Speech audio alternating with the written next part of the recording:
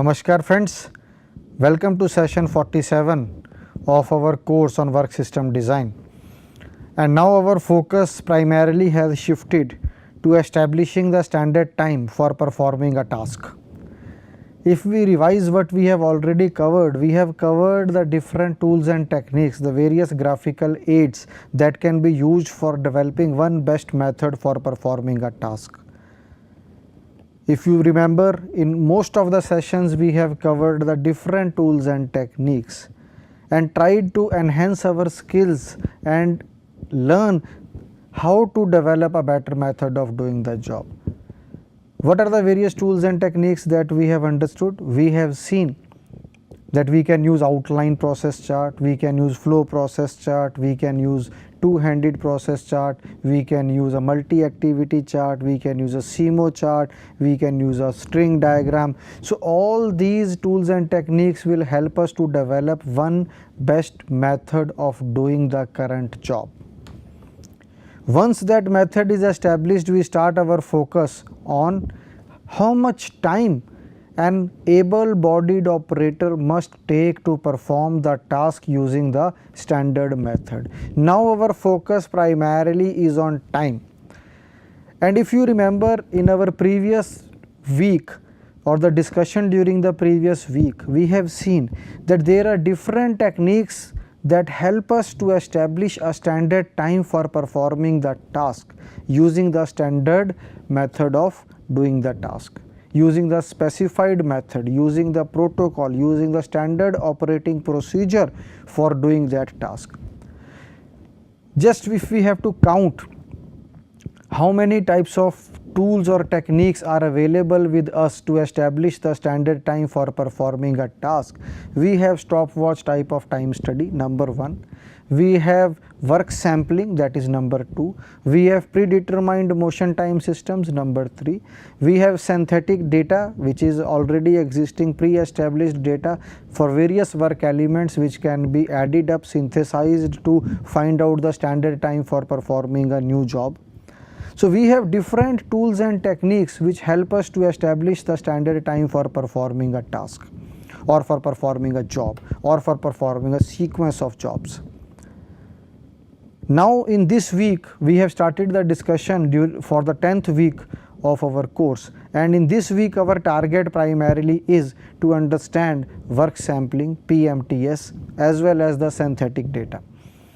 In session number 46 we have tried to discuss the basic concept of work sampling, and we have seen that in work sampling an operator need not observe the operator or a worker from beginning till the end, or the time study analyst need not observe continuously the operator on whom he is performing the time study. He can randomly visit and see that whether the person is working or he is not working, whether the machine is working or the machine is idle. So one time study analyst can observe a large number of operators, whereas in case of stopwatch type of time study, continuous observation is there. Continuous means that the time study analyst continuously observes the operators whom he is going to time, or the operator who has been assigned to him for the purpose of time study. So there are distinct advantages that we have related to work sampling. But another important point is that if you remember, in the previous class we have used few terms like the confidence interval, we have used the word statistical. So here we have to use the statistical techniques for establishing the standard time, whereas the stopwatch type of time study involves simple mathematics only. We just need to take the readings and then we need to add them, average them out, and then multiply with the rating factor or the performance rating factor, then add the allowances. So only operations that are done are additive, multiplicative, division. Whereas in case of work sampling we need to have a just basic understanding of statistics also. So if we have that basic understanding, we can very easily use the concept of work sampling for finding out the standard time for performing a task. So in the last session, if you remember, towards the end we have tried to differentiate between a stopwatch type of time study and the work sampling, and that I feel as a teacher is an important thing for all learners to know, that where we have to apply the stopwatch type of time study and where we have to apply the work sampling approach. And the word sampling itself signifies that we are not going to continuously observe the worker, we are going to take the random samples of the observations, and the observations will be of the type that whether the worker is working or he is idle, whether the machine is working or the machine is idle. So today we will try to see, as the title suggests, the procedure for carrying out the work sampling. Already we know the difference between the work sampling and the stopwatch type of time study. Now let us try to see the procedure for conducting the work sampling. So work sampling can be divided into the following three phases. So the first phase is preparation for work sampling. Second is performing work sampling, and third is evaluating and presenting the results of work sampling. So basically we are going to move in this direction, one phase after the other. So the first phase on your screen you can see is the preparation for work sampling, which we will try to understand in the subsequent slides. So preparation for work sampling is the first topic for today. So in preparation of work sampling, what is expected out of us? The first thing is statement of the main objective. We must first identify the area, the shop, the department where we have to perform the work sampling. So first is the statement of the main objective. Second is obtain the approval of the supervisor. I must address here that this is an important point which we all must remember, that whenever we are going to conduct a time study, we must take into confidence the supervisor, the manager, means that all stakeholders involved in the process must be taken into confidence. Otherwise we may not get the desired results. If each stakeholder is not agreeing to or is not in consonance with what is the overall objective of the study, I believe that we may not be able to get the desired results. He may change deliberately the rate or pace at which he is working. We may not be able to do the performance rating appropriately. So there can be a number of reasons leading to the failure of our time study. So the most important point is obtain the approval of the supervisor of the department in which work sampling is to be performed. So this department where we have to work has already been identified in our first stage, statement of the main objective of the study. Then establish the quantitative measure of the activity. We have to now quantify the activity, or maybe sometimes we may be required to do some prior quantitative analysis before starting the study. Sometimes we may have to predict, or we may have to assume that this machine is idle for this much percentage of time. So that is just a quantitative background that we are developing for starting or initiating our work sampling process. So this we will try to understand with the help of certain examples in our subsequent session, that we have to establish the quantitative measure of the activity. Then selection of training of personnel. Then we have to see that the operators perform the task as per the specified manner or specified protocol or the standard operating procedure. Then making a detailed plan for taking the observations, because here the time study analyst is not going to continuously observe the worker, but in this case he is going to randomly observe the worker. He is randomly going to go there and observe that whether the worker is working or not working. So therefore a detailed plan for taking the observation has to be worked out in the very beginning itself. The next is performing the work sampling. In performing the work sampling, what we have to do? Describing and classifying the elements to be studied in detail.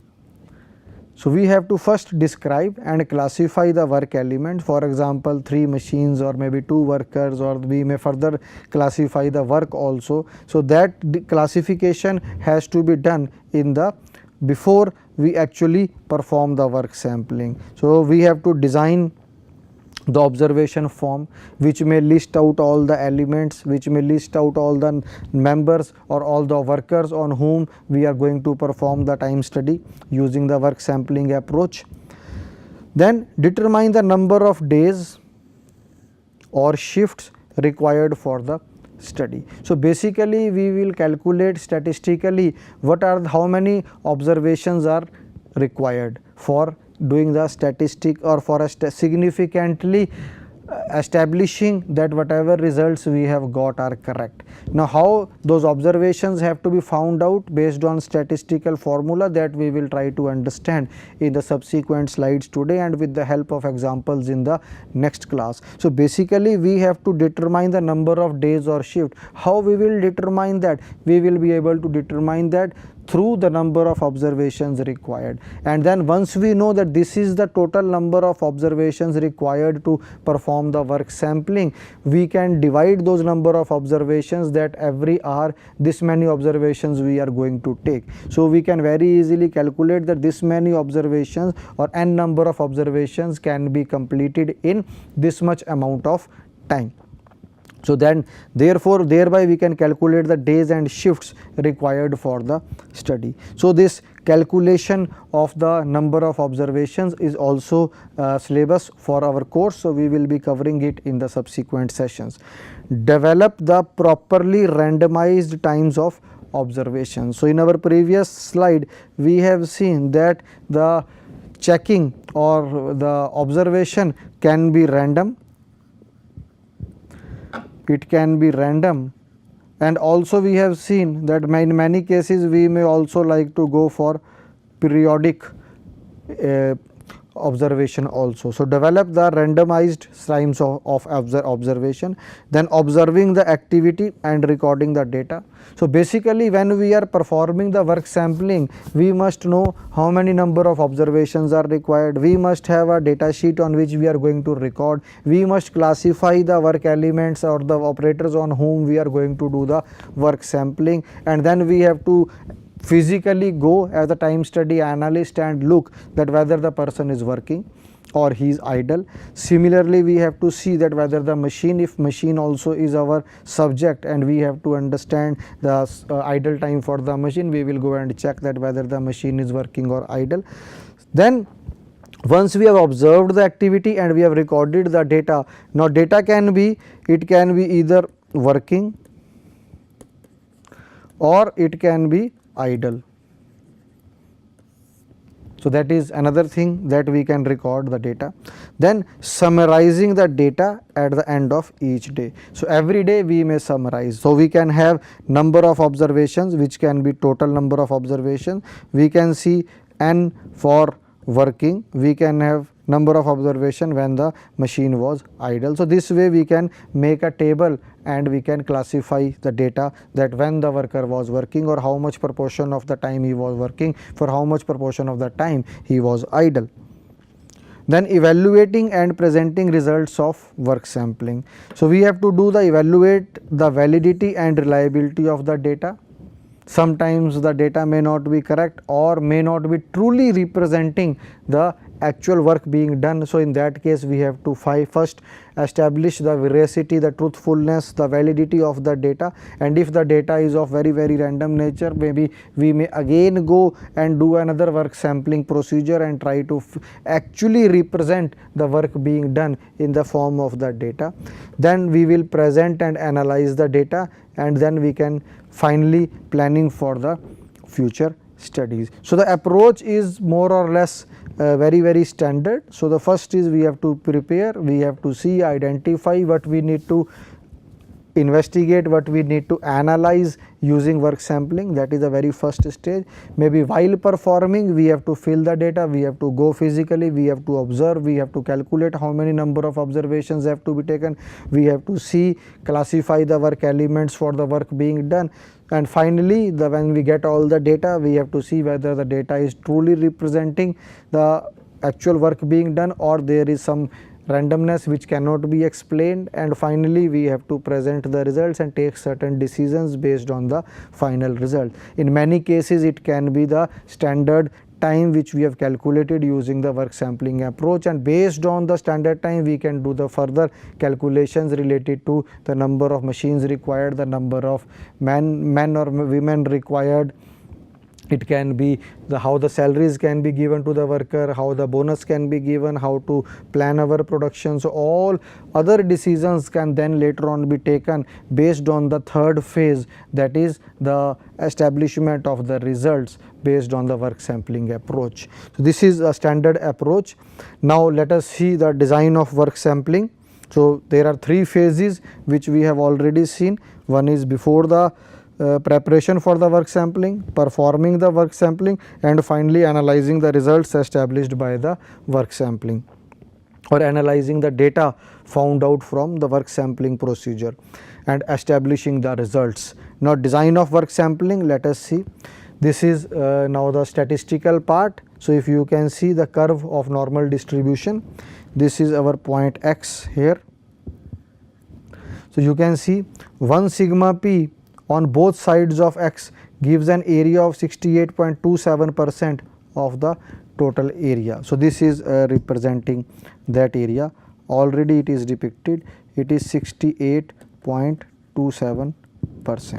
Similarly, the limits of 2 sigma p on both sides of x gives an area of 95.45%. This is giving 95.45%.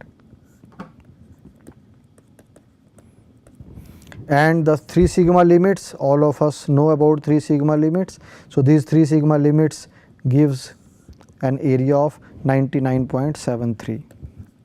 So, this normal distribution curve is known to most of us. Now, how it is related to work sampling, that we will try to understand. So, where this x is the average or the measure of central dispersion, and sigma which is the deviation from the average. So, x is representing the average or the measure of central dispersion, this is the average value x, and sigma is the deviation from the average, referred as the standard deviation. So, all of us know the basic definition of standard deviation. Now, since in this case we are dealing with a proportion, because here if you remember what is a proportion, for example, a time study analyst goes and checks maybe 10 times in a day that for how many times or in how many observations the worker was working and in how many observations the worker was idle. So, he is taking now reading. So, if suppose he goes 10 times and take at random intervals of time and take the reading or observation, in 2 times he find that the worker was idle, 8 times he find the worker was working. So, we will get a proportion. So, that is proportion of the worker being idle, that is 2 times, 2 divided by the total number of observations, that is 10, 2 divided by 10. So, that basically is a proportion with which we are dealing here in case of work sampling, and we use sigma p to denote the standard error of proportion. So, this sigma p is representing the standard error of proportion. So, that is our target when we are trying to understand the normal distribution curve, especially in case of the work sampling approach. Otherwise, the standard normal distribution curve and 1 sigma limit, 2 sigma limit, 3 sigma limit is a standard approach which is followed in other aspects of engineering and science also. Now, calculation of standard error of proportion, why we are calling it sigma p, what is p, which I have already explained in the previous slide. Now, we try to understand the 95% confidence level which is given here. So 95% of the area under the curve, in that case we will have 1.96 sigma p. 99% confidence level or 99% of the area under the curve, that is 2.58 sigma p, and similarly 99.9, 3.3 sigma p. So basically for a large number n, which is the number of observations, n depicts the number of observations. I think n is coming for the first time, so we must take into account that wherever the n will come, small n, in our further discussion, it will represent the number of observations. So for large n, that is large number of observations, so as a rule of thumb we say it is greater than 30. Sigma p can be represented by this simple formula. Sigma p is equal to square root of p into 1 minus p divided by n. N is the number of observations which is written here. P is the, it is given here, percentage of idle time, and 1 minus p is giving you q, that is the percentage of the working time. So it is percentage of idle time multiplied by the percentage of working time divided by the total number of observations, and the square root of this is going to give us the standard error of proportion.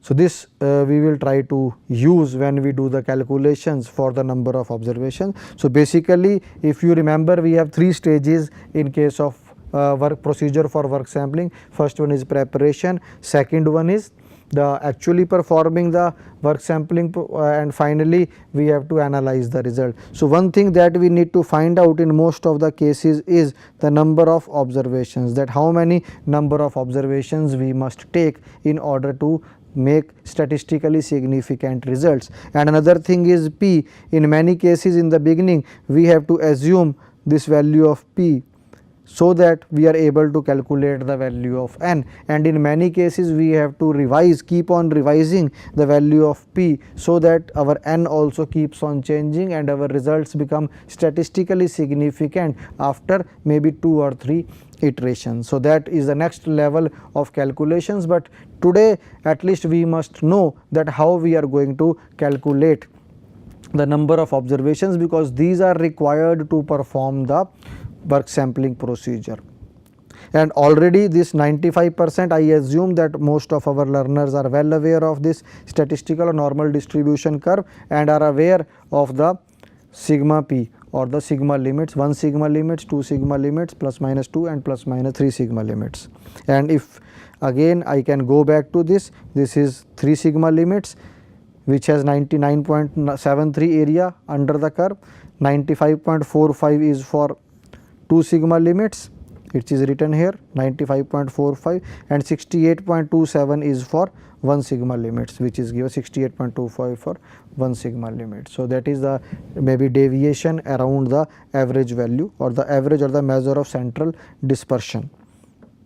So this will be used in our calculations when we calculate the standard time. Now this is the formula for determining the number of observations required, which I have already told.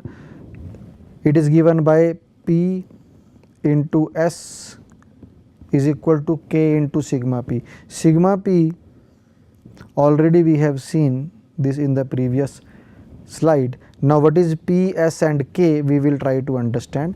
Now P, percentage occurrence of activity, working or non-working, being measured in the fraction.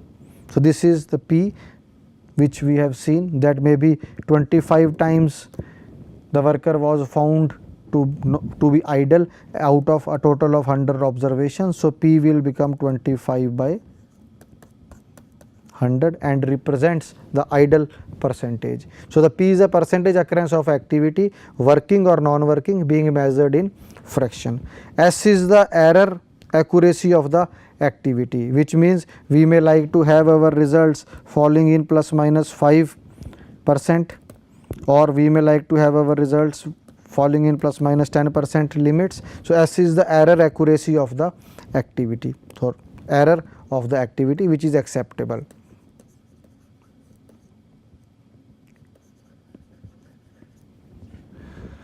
Then K is a factor which depends on the level of confidence. So we can have 95% confidence interval, 99% confidence interval, 90% confidence interval, which we have already seen. Let me go back and show the confidence intervals again.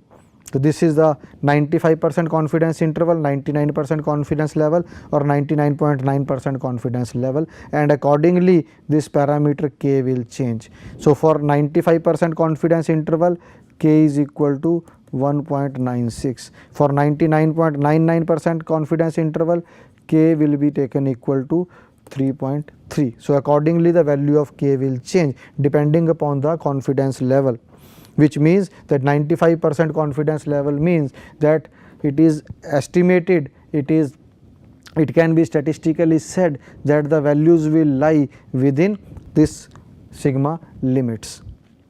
So setting performance standards with work sampling. So then we can see the next stage, and the in the next session we will cover the next topic in which we will do the calculations. I can understand that some of you may not be very conversant with this theory that we have tried to cover, but when we see the examples the things will become even more clear. So 4 important parameters are here. One is the sigma p, which is the giving us the proportion, the deviation. Again sigma p, I can again go to sigma p just to revise. Sigma p, what is the meaning of the sigma p? It is standard error of proportion. Then your p is the percentage occurrence of activity, s is the error plus minus 5% plus minus 10%, and k is a factor which depends on the level of confidence. So these are the 4 things we must know before we can calculate the number of observations or the standard time for performing the task. Now setting the performance standards with work sampling. Now if you remember, we have used the term performance rating when we were doing the stopwatch type of time study. So here again we will see procedure to develop performance standards is detailed below. Taking the study, observations are made at random intervals of time and are noted whether the subject under study is working or idle. The observation of production activity are divided into manual working and hand working. Operator's pace of performance is noted down when manual working is observed, which means that whenever the machine working is there, we ignore the operator's pace of performance. Now rating index is calculated. Individual performance ratings are averaged out to obtain an overall rating index. Production quantity, we can easily get number of pieces produced during the period of study and are determined from the production reports. Overall time per unit, it is calculated by dividing the production time or the duration of the study by number of pieces produced. Now for example, 5 days 8 operators are working for 8 hours every day, divided by, for example, 1000 pieces they have produced. So that way we will be able to calculate the overall time per unit. So 5 operators, 8 working days, 8 hour shift, 1000 pieces produced. So that way we can calculate the overall time per piece or per unit. Now performance standards, we can see effective time per unit also we calculate. Overall time per piece includes even the time spent on unproductive activities. Overall time is multiplied by the percentage of productive activities to get the effective time per piece. So if we go back to the previous slide, we have calculated the overall time per unit, but that may not be the true representative time. So then we calculate the effective time per unit. So there has to be a difference between the overall time per unit and the effective time per unit. So the effective time per unit is calculated by multiplying by the percentage of the productive activities to get the effective time per piece. We will ignore the non-productive or unproductive activities, or we will take a fraction of the productive activities as compared to the observations, total number of observations.